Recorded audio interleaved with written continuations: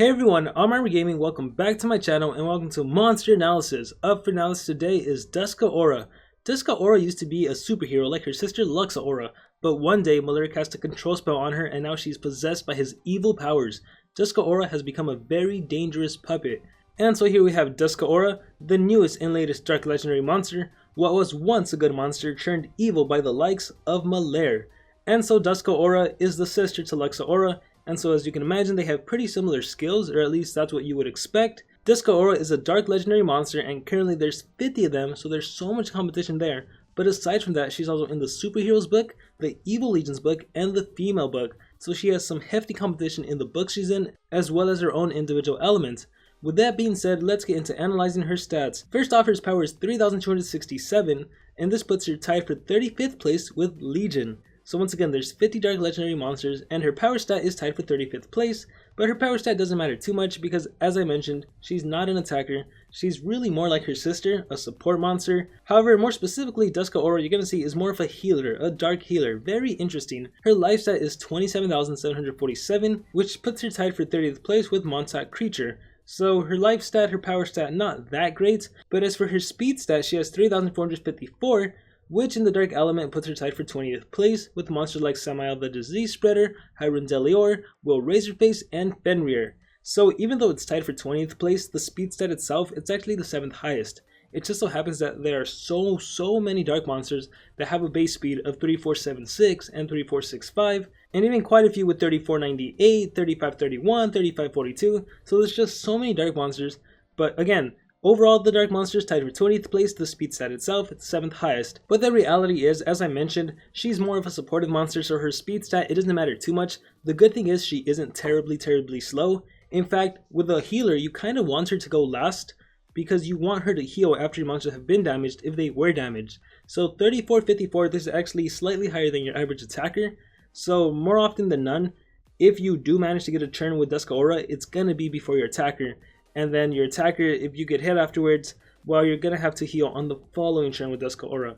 But maybe she has a setup skill. I kind of forgot. I looked over here really briefly, but I guess we'll just be looking at it for the first time together. So anyways, the cool thing about Duska Aura is her trait. Not only does she have Hardened, she's also immune to Possession. And in fact, all of the new Supervillain monsters, they're all immune to Possession and have Hardened, which is great because being immune to Possession, it's the best immunity to control effect. There's 3 control effects. There's Stun, there's Freeze, and Possession is the most powerful. So now we have a monster that cannot be possessed and has a 20% chance to not get hit with any other negative effect. How amazing is that? These monsters instantly become great monsters to put on defense because you don't have to worry about them being used against your own team. And then that Hardened trait just protects against everything else 20% of the time. But aside from that, she can hold the Essence Relic and the Amulet Relic, which are really great relics for this monster considering she's a healer. The Essence Relic, this has a lot of healing potential, not only for yourself, but also for your team, as does the Amulet. The very basic amulet you can get is a Bronze Healing Amulet, which can restore up to 21k life after you drop below 50%, which is amazing. It even has 2 uses because it's a Bronze Relic that can easily be leveled up to 25. And there's a similar Essence Relic, but there's also a bunch of other Essence Relics that can, like for example, increase your monster's maximum life, your teammate's max life, or restore your monster's HP after they fall below a certain percentage. So her relics can heal, and then she has a lot of healing skills. So overall her stats, they're nothing too amazing, there's nothing to gloat about, but they're all right.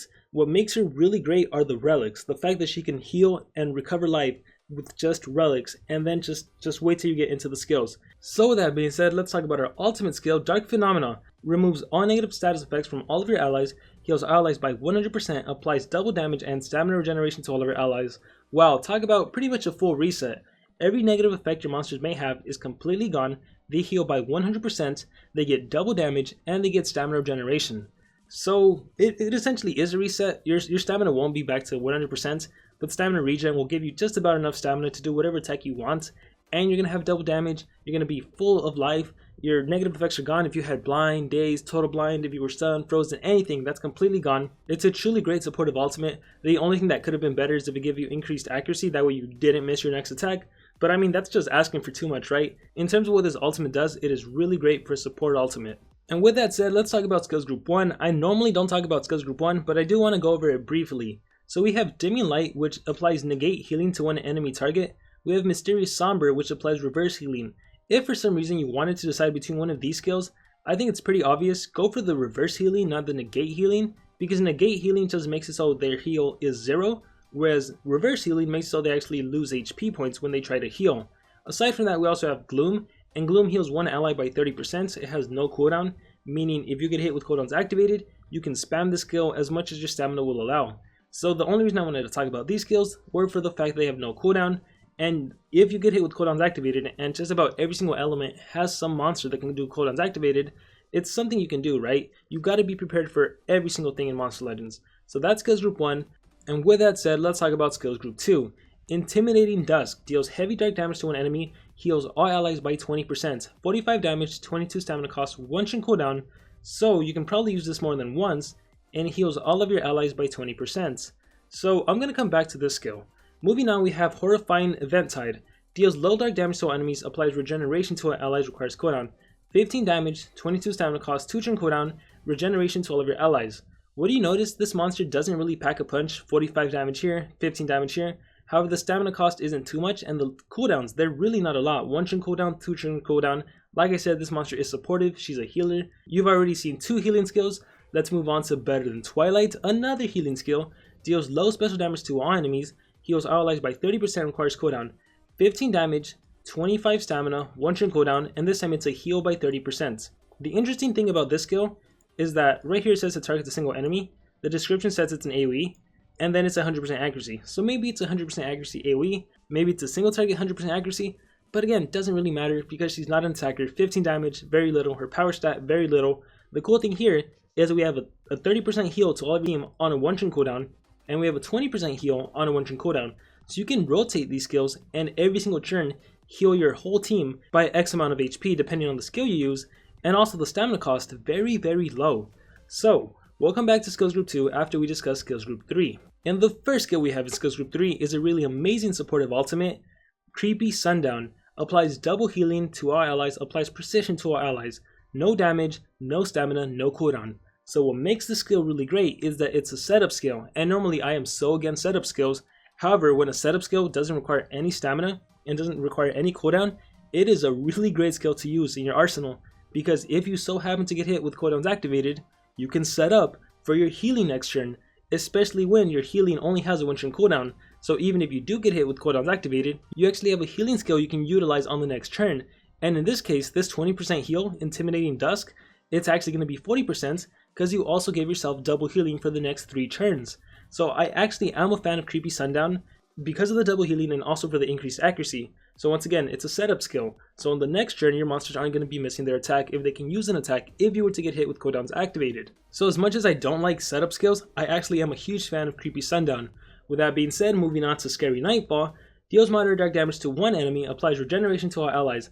Another regeneration skill. If we compare this to skills group 2 Horrifying Eventide, Eventide deals 15 damage to all of the enemy monsters and gives your team regeneration. Scary Nightfall deals 40 damage to one enemy monster, but it only costs 19 stamina, and they both have a 2 turn cooldown.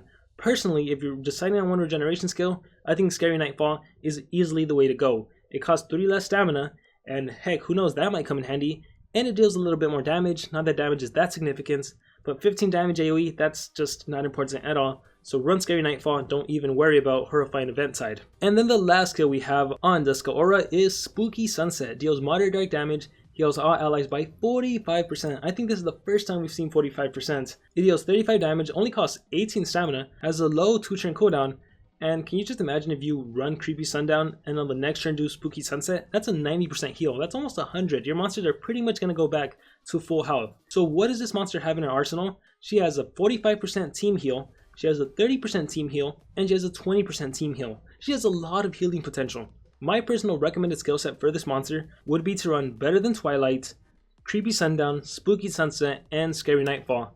When you compare Intimidating Dusk and Better Than Twilight, they both have a 1 turn cooldown, and I think you're going to be pretty fine with the 30% heal. You don't need the extra 20, especially if you want to make room for team regeneration. However, you could also choose to just run all of the immediate heals, the 20%, the 30%, the 45%, and maybe forego the setup skill, the double healing, and instead give yourself regeneration. That way you only have healing skills, or you can forego the regeneration and run the double healing to set up, and that way Intimidating Dusk is 40, Better Than Twilight is 60, Spooky Sunset is 90. But that kind of feels like overkill on the healing, So once again, Spooky Sunset, Creepy Sundown, Scary Nightfall, better than Twilight. I think that would be my recommended skill set. And it's just amazing to me just how much healing potential this monster has. And I also want to bring everyone back to skills group 1. While I personally wouldn't recommend them, they aren't without their benefits, especially Mysterious Somber. The fact that this monster can apply reverse healing to an enemy monster, I really wish in skills group 2 or 3 she would have had an AoE version, because then it would have been a definite must run. But even the fact that it can apply it to one enemy monster on no cooldown, that might be beneficial, especially if we start seeing more monsters that can apply the double healing and healing for their team. It might be beneficial to run a reverse healing skill, especially against nature monsters. You know, General Altus has a skill that can heal by 100%. If you happen to land this at the right time on the right monster, that's an auto kill. So there might be some room in there to run Mysterious Somber, especially if you're like me who's not usually the biggest fan of setup skills. Maybe you can choose to run the 45% heal, the 30% heal, one of the regenerations, and maybe throw in a Mysterious Somber in there just for when it may come in handy. So skill set totally up to you. I would say if there was a definite must-have skill, it would probably be Spooky Sunset for that 45% heal, and Better Than Twilight for that 1 turn cooldown 30% heal. You really can't go wrong with that. It's your whole team healing by 30% on Better Than Twilight, and it's your whole team healing by 45% on Spooky Sunset on a low cooldown, on a low stamina cost. The rest is pretty much up to you. I gave you guys my recommended skill set. As for runes for this monster, you probably want to go team speed, 3 team speed, or you want to go 2 team speed, team life, or 2 team speed, single life. You want to make sure she stays long enough to where she can just keep healing your teammates. So life will work so she can have a higher HP, or team life will work, that way everyone has increased life, and then you can just keep capitalizing on the healing. Keep in mind, like I said, Relics on this monster, she has a lot of healing potential. So she's definitely a great healer. If you're in the market for a healer, Duska Aura is your girl. But if you're not looking for a healer, then she might not be that useful. If you plan on running this monster on defense, she might actually prove to be quite a dilemma, especially because the opponent is going to have to decide, do they take out Duska Aura or do they take out someone else? Because if they choose to take out someone else and they don't die, Duska Aura can just heal and heal and heal every single turn. But if they choose to kill Duska Aura, well then there's another main threat they have to worry about. And keep in mind, she can't be possessed. So it's not like the enemy can say, hey, I'm going to possess your Duska Aura and then have her heal my team. That's not going to work like it works with other monsters like Holster's Bodyguard or even a Keythor. Actually, no, even Keythor is immune to possession. He has some pretty great healing himself. So yeah, it's not like you can possess like a Holster's Bodyguard and then have him heal your team. So that's pretty cool about Duska Aura. And even if you try to stun or freeze her, 20% of the time it won't work. Overall, my opinion is I love the monster, I love the design, I love the skills. However, in the actual world of Monster Legends, I'm not sure how usable she actually is. Even in those situations where you're the underdog and you're facing opponents that are tougher than you, that are like level 120, 130, have high level runes, yeah, she can heal your team, but I don't know if that's gonna be enough to give you the advantage to win. I just don't know, but that's my personal opinion. And now I want to hear from all you guys. What do you guys think about this monster? Do you like her? Do you dislike her? How effective do you think she is against other monsters in her own category, in her books? Keep in mind, she's in female, and evil legions, and superheroes, and she's a dark monster among 49 other dark monsters. So whatever you guys' thoughts are on this monster, please let me know in the comments below. Really looking forward to hearing your guys' thoughts, and I will see you all next time.